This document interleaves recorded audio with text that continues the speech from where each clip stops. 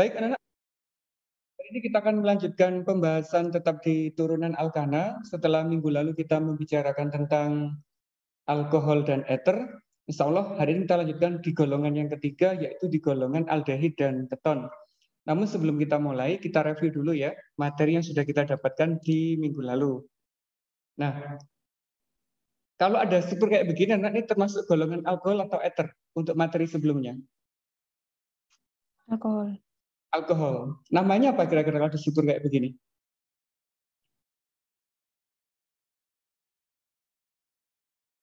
Masih ngejar memberi namanya. Cara memberi nama yang pertama adalah kita tentukan dulu rantai utamanya ya.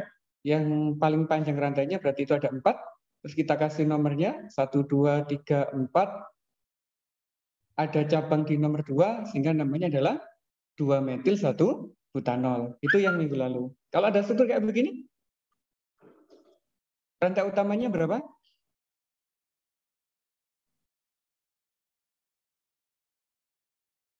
4 juga ya. Nomor 1 yang paling kanan apa paling kiri, ini untuk yang struktur ini? Kanan. Nah, ini nomor 1, nomor 2, nomor 3, nomor 4. Terus ada cabang. Namanya apa jadinya? 2-metil 2-butanol. Insya Allah mudah yang alkohol. Kalau ini yang eter, rantai utamanya berapa itu?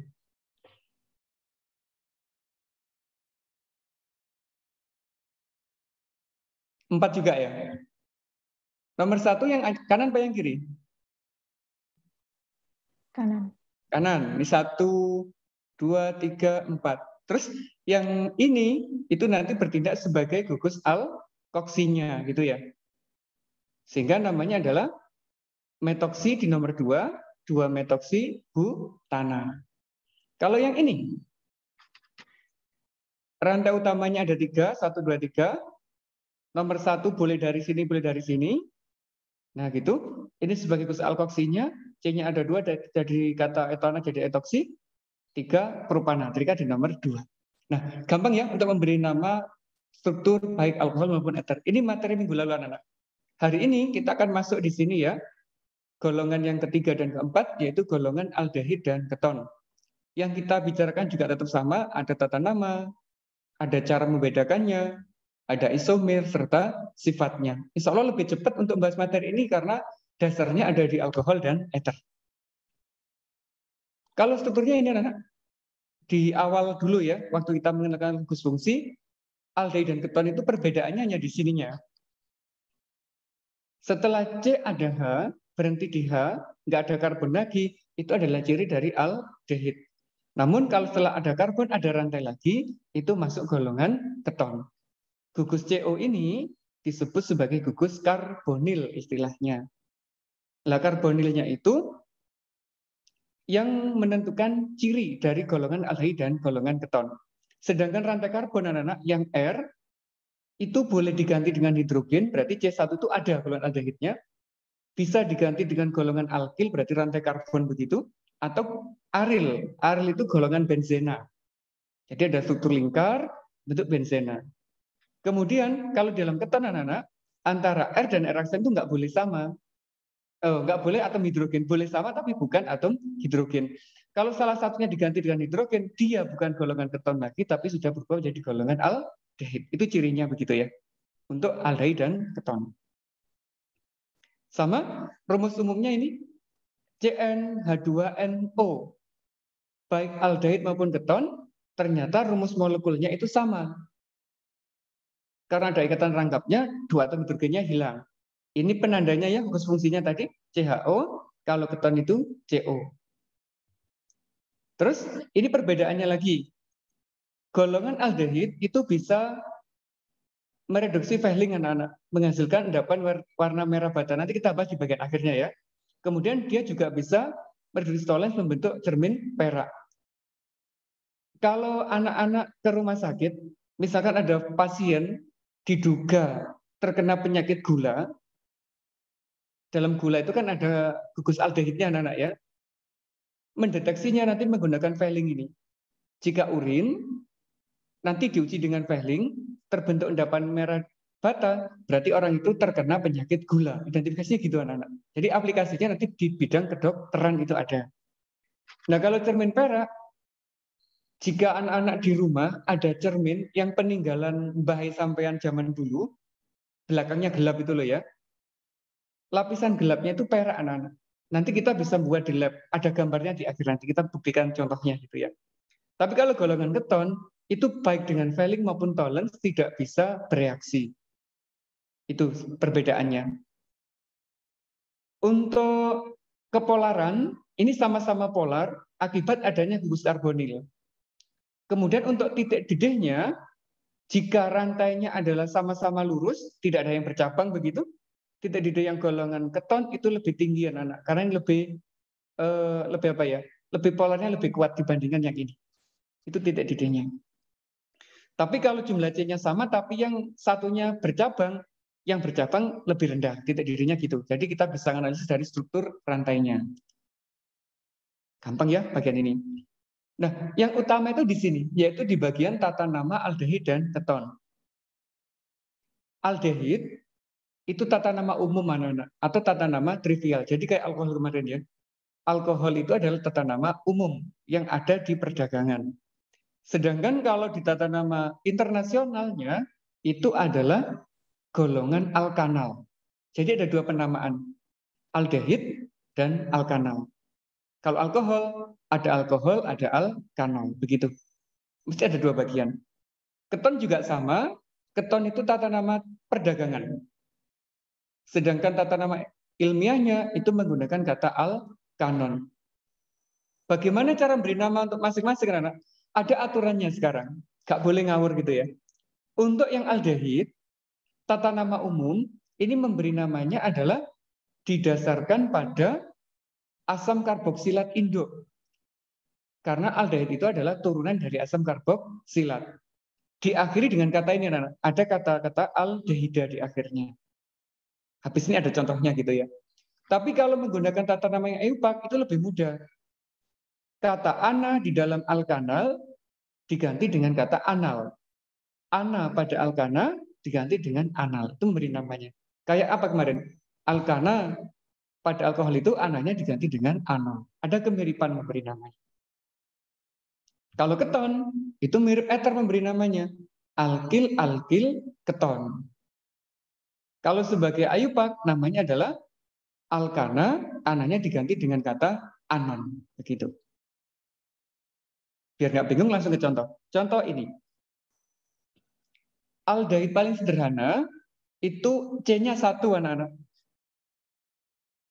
Ada atom C gitu ya. Ngikat O, H dan H. Jadi belum punya rantai samping. Namanya ini ditemukan di dalam asam format.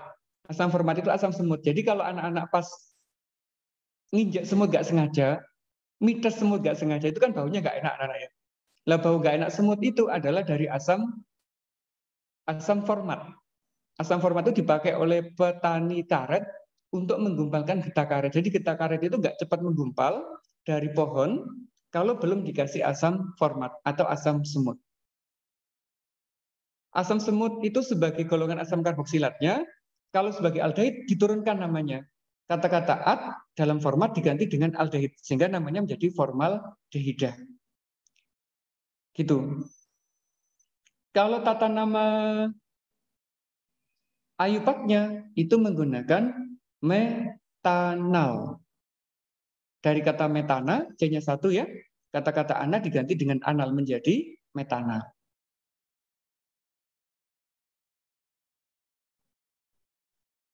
Kalau ini di industri anak lebih dikenal sebagai apa? Formalin. Tahu ya formalin ya? Yang suka maem bakso, sing baksone kenyal, lek dibanting mental-mental kayak bola gitu. Semut aja gak mau dekat, lalat gak mau dekat, itu berarti menggunakan formalin. Nah, formalinnya itu ini rumus kimianya, yaitu formaldehida. Untuk keton ada nggak yang C-nya 1? Ternyata keton itu nggak ada yang C-nya 1. Sehingga nggak ada gandengannya di sini. Kalau C-nya 2, ada CH3, ada C, ada O, ada H. Ini adalah asam asetat, anak-anak. Asam asetat atau asam cuka. Kalau diturunkan sebagai aldehid, kata at dalam asam asetat diganti dengan aldehida, namanya menjadi asetaldehida. Kalau di tata nama ayupaknya dari kata etana, ana diganti menjadi anal, namanya menjadi etanal. Begitu. Itu kalau C-nya 2. Di keton, yang C-nya 2 juga nggak ada. Berarti di sini nggak ada semua. Nah, C-nya 3 sekarang. Kalau C-nya 3, itu dari kata asam propionat. Kata atnya diganti aldehida menjadi propional dehida. Kalau iopeknya juga tinggal nambah aja. Dari kata propana, ananya diganti dengan anal menjadi propanal. Begitu. Gampang ya memberi namanya untuk aldehid. Kemudian, tata nama yang kita gunakan sama, kayak alkohol ether kemarin, cenderung menggunakan yang tata nama ayupak. Karena ini harus hafal anak-anak dari mana asal senyawanya itu. Kalau nggak hafal, kita nggak bisa beri nama. Karena dasarnya adalah dari mana senyawa itu ditemukan. Kalau iupak mudah. C-nya 1, metana menjadi metanal. Kalau 2, etana menjadi etanal. Kalau 3, propana menjadi propanal. Begitu.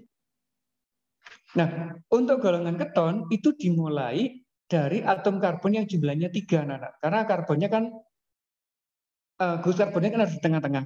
Itu munculnya di situ nanti ya. Kalau C-nya 4 kita tambah, 1, 2, 3, 4. Dari asam di dalam pisang, namanya asam butirat gitu ya. Kalau jadi aldehid namanya menjadi butiral dehida. Bukan butiran debu ya, tapi butiral dehida. Kalau ayupaknya dari 4 itu namanya adalah butanal. Insya Allah mudah untuk yang bagian ini. Sebelum tak lanjut golongan keton, apakah ada pertanyaan yang di golongan aldehid dulu? Silakan kalau ada pertanyaan. Oh enggak, terlalu mudah. Baik. Kalau keton dimulai dari sini, dari C3 ya. Nah ini, pasti kenal semua, yang cewek-cewek terutama. Namanya adalah pakai alkil keton, tata nama trivial. Alkil itu C yang di sebelah kiri karbonil dan di sebelah kanan karbonilanan. Ini sebagai gugus ketonnya. Ini adalah metil, ini adalah metil, karena ada 2, diawali dengan kata di menjadi dimetil keton. Memberi namanya gitu. Terus, kalau tata nama ayupaknya mudah. Ini C-nya 3, dari kata propana, ananya diganti dengan anon. Berubah menjadi propanon. Lah ketonnya di C nomor berapa? C nomor 1, C nomor 2, nomor 3. Ini di nomor 2, diawali dengan kata 2. Sebagai penanda ikatan atau gugus karbonilnya. 2 propanon. Begitu. Kalau dalam perdagangan, ini lebih umum dikenal sebagai golongan aseton.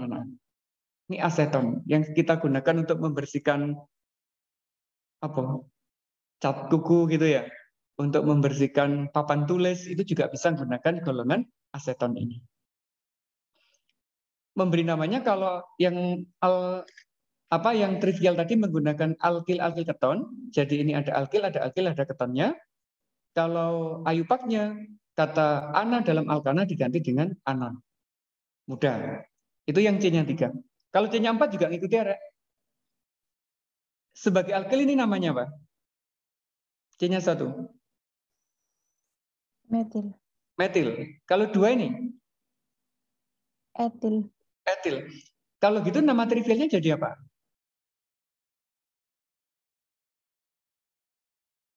Etil sama metil disebut duluan mana, Mbak? Mas? Etil. Etil. Berarti namanya adalah etil disebut dulu, etil, metil, keton. Itu cara memberi namanya. Kalau menggunakan tata nama trivial atau umum. Kalau iupak, ini C-nya ada berapa rantai karbonnya? 4. 4. Kalau 4 sebagai alkana namanya apa? Butana. Butana. Sekarang kalau sebagai keton, ananya diganti dengan anon. Sehingga jadi apa, Rek? Anon. Butanon. Lah rangkapnya ini di nomor berapa? Gugus karbonilnya? Di C ke berapa? 2. kedua, makanya diberi nama 2-butano. Begitu. Gampang ya? Nah, ini adalah tata nama untuk aldehid keton yang rantainya masih lurus, belum punya cabang.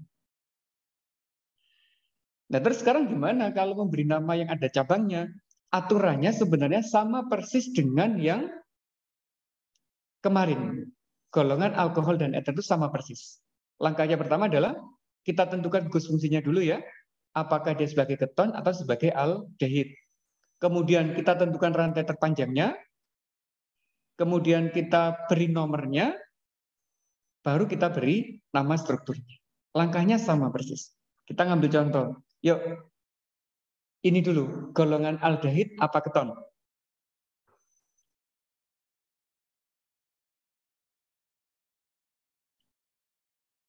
Apa deh? Aldehid apa keton yang ini?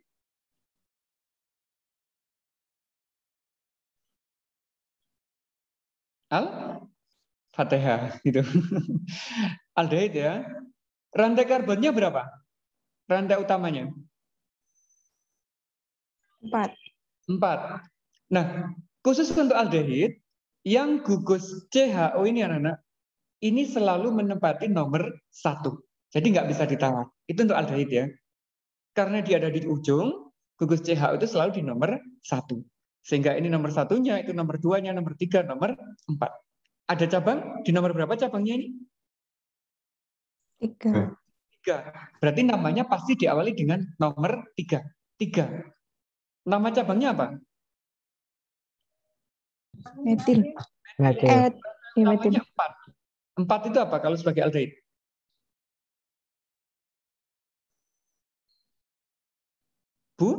Butana, ananya diganti dengan anal menjadi apa? Butanol. Butanal. Berarti namanya adalah 3-metil butana. Begitu. Gampang ya? Yang ada cabang ya? Ini contoh pertama. Contoh kedua. Rantai utamanya berapa?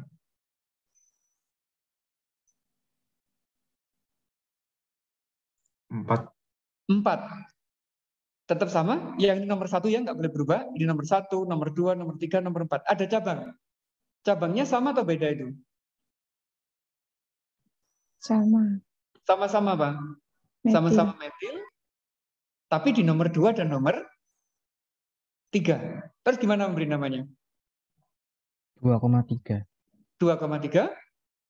Dimetil butana. Dimetil butana. Nah, begitu. Ada yang ditanyakan cara memberi nama struktur ini?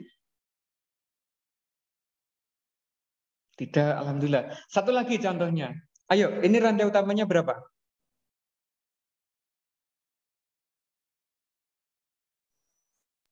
4. 4 itu ada 2 kemungkinan, Mbak. Ini ke sini 4. Belok ke sini juga 4. Yang diambil yang lurus apa yang belok? Yang lurus. Kenapa yang lurus kok bukan yang belok? Karena nanti itu Mister cabangnya tuh. Betul Mas. Nanti kalau kita ngambil yang belok ke sini akan terbentuk cabang yang lebih kompleks. Itu dihindari anak. Jadi sebisa mungkin kalau membuat rantai utama itu cabangnya adalah cabang yang sangat sederhana. Begitu. Kalau kita buat begini, cabangnya ada 3. Kalau kita buat begini, ini cabangnya C-nya 2, ini C-nya 1. Itu yang kita lebih pilih anak-anak. Yang lurus yang kita pilih. Tetap nggak berubah ya. Ini nomor 1 selalu. 2, 3, 4. Ini apa nama cabangnya yang ini? Nomor 3 itu. Metil. Kalau yang ini? Etil. Etil. Yang disebut dulu yang mana? Etil dulu. Di nomor berapa etilnya itu? 2. 2. Berarti namanya dari kata 2 etil terus 3 metil. 3 metil. Rantai utamanya 4. Butanol. Butanal. Pintar. Nah gitu cara merinam. Simpel ya? Bisa ya? Itu yang golongan aldehid atau keton. Aldehidnya, Nana. Sekarang kita masuk golongan keton. Ada begini. Rantai utamanya berapa? 5. 5. Nomor 1 yang kanan apa yang kiri? Kanan. Kenapa kok gak yang dari kiri, Mbak? Soalnya paling dekat sama gugus. Luar biasa. Ini nomor 1, Ini nomor 2, 3, 4, 5. Ada cabang di nomor berapa itu? 4. Berupa apa cabangnya? Metil. Metil. Berarti namanya menjadi 4 4 metil. metil. Terus Pentanon. pentanon. Pentanonnya di nomor berapa ketonnya, Mas? 2. 2. Berarti namanya menjadi 4 metil kalau ditambahi 2 pentanon. Ini duanya nggak ada, tak tambahi aja ya. Biar nanti nggak bingung. Ini ditambahi 2. Nah, begitu. Termasuk yang ini. Kelupaan tadi malam nggak ditambahkan ini.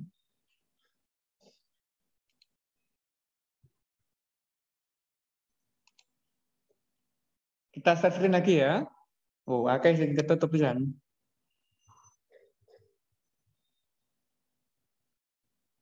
Ini struktur yang tadi. Untuk posisi keton tetap ditunjukkan anak-anak karena ini bisa di sini nanti ketonnya. Gitu ya. Kalau di sini nanti tidak lagi 2 pentanon tapi menjadi apa? 3 pentanon. Makanya angka 2 ini harus ditunjukkan. Coba struktur yang ini sekarang. Rantai utamanya berapa? 6, Mister. 6. Nomor 1 dari kanan apa dari kiri? Kanan. Kanan.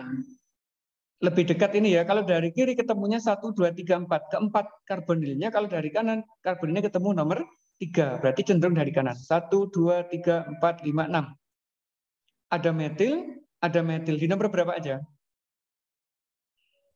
2 dan 5. berarti namanya menjadi 25. 25. Metil. Terus 3. 3 Heksanon. heksanon. Pinter. 2,5 dimetil 3 heksanon. Heksa itu 6 ya. Dari kata heksana, anonnya diganti dengan anon. Bagus. Yang ini terakhir, yuk. Untuk yang bercabang. Rantai utamanya berapa? 6. 6. Nomor 1 kanan apa kiri? Kanan. Ada cabang sekarang, cabangnya tapi berbeda. Ini berupa apa? Metil. Metil. Yang ini berupa apa? Etil. Etil. Berarti memberi nama mana dulu? Etil dulu. Etil dulu. Di nomor berapa ini? 4. Berarti 4 etil, terus 2 metil, 2 metil. etil, terus ya? 3 heksanon. 3 heksanon. Pinter sekali. 4 etil, 2 metil, 3 heksanon. Gampang ya memberi nama struktur aldehid dan keton ya? Ya cuma gini, Rek, kimia itu sederhana. Tak buat yang sederhana dulu, nggak sampai yang kompleks aneh-aneh. Karena struktur itu yang ada di ujian ya sederhana, nggak sampai yang kompleks-kompleks. Ada yang perlu ditanyakan sampai tata namanya dulu? Enggak, alhamdulillah. Kalau enggak tak lanjut. Kayak alkohol dan ether, ternyata aldehid dan keton itu juga termasuk pasangan isomer gugus fungsi anak-anak. Nanti rumus molekulnya bisa sama. Kalau C-nya 5, berarti hidrogennya 10, ditambah O1.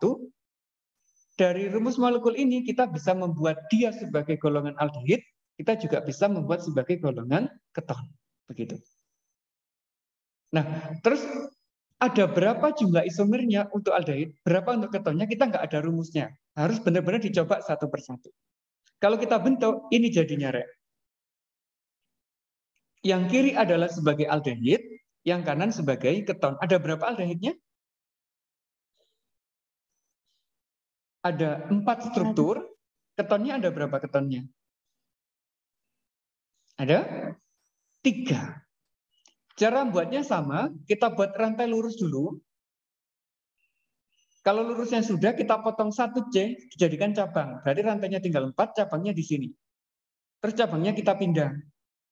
Terus kalau nggak bisa dipindah lagi, kita potong 1 cabang lagi. Tempatkan di sini, begitu ya. Yuk, yang atas, namanya apa ini? Yang paling atas.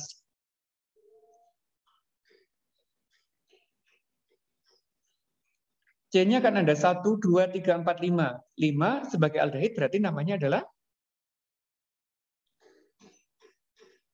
pentanal. Begitu, Re. Kalau yang ini, ada metil di nomor 2. Rantai utamanya tinggal 4. Berarti 2 metil butanal. Kalau yang ini, metilnya di posisi 3.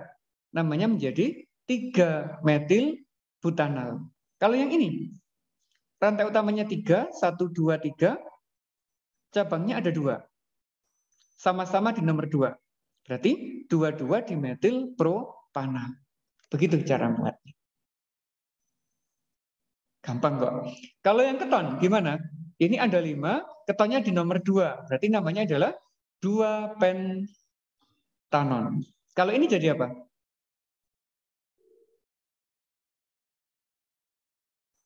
3 pentanon. 3 pentanon. Kalau yang ini, Pak? Dari gambar atas C-nya dipotong 1, ditaruh di sini sebagai cabang. Namanya apa? 3 metil 2.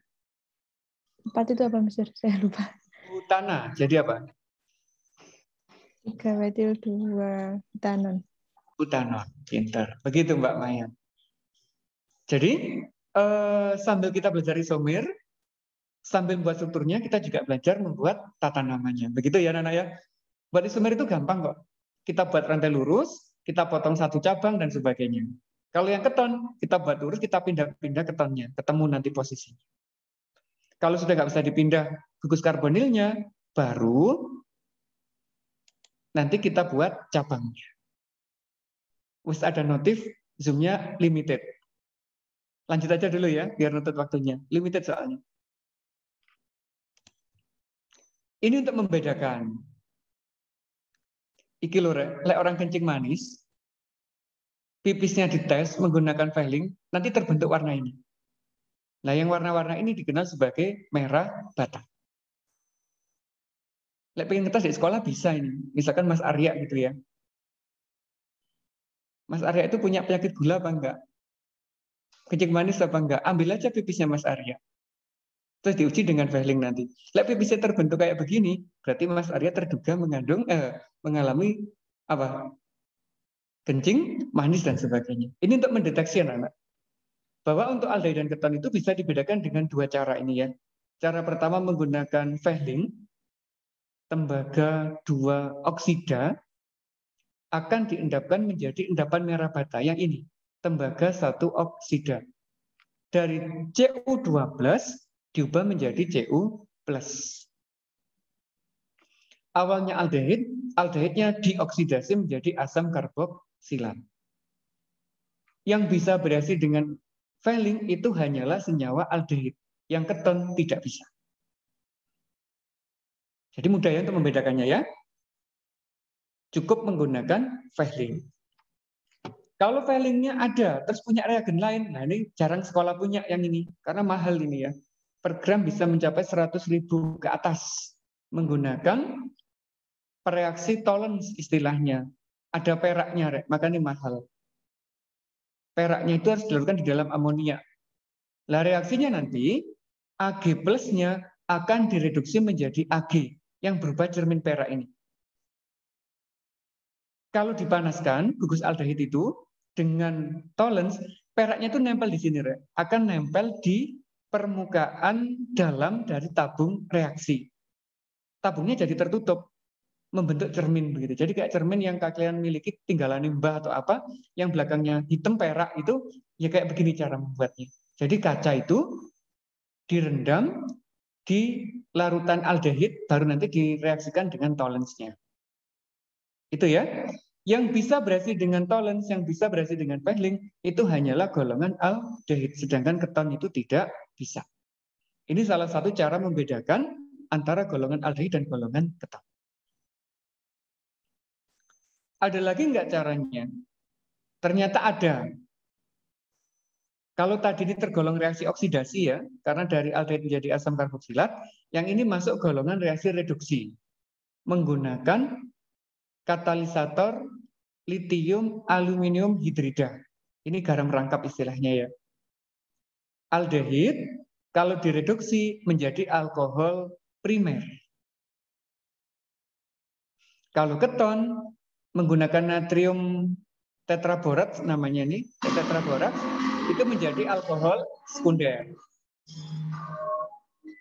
Aldehid jadi alkohol primer, kalau keton jadi alkohol sekunder. Reaksi oksidasinya, aldehid itu bisa dioksidasi jadi asam karboksilat, tapi keton nggak bisa dengan oksidator biasa, anak. Tapi harus menggunakan oksidator yang sangat kuat, misalkan kalium permanganat, baru menghasilkan 2 asam karboksilat yang berbeda. Satu keton menghasilkan 2 asam karboksilat yang berbeda. Nah, ini reaksi reduksi, ini reaksinya oksidasi. Pas, selesai begitu ya.